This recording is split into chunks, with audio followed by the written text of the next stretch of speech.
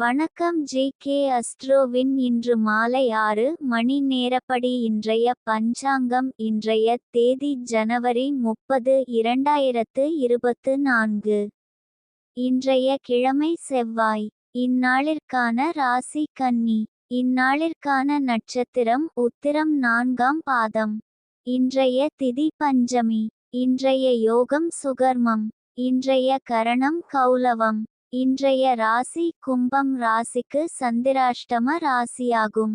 கன்னி ராசியின் இன்றைய திதி சூன்ய ராசிகள்: மிதுனம், கன்னி.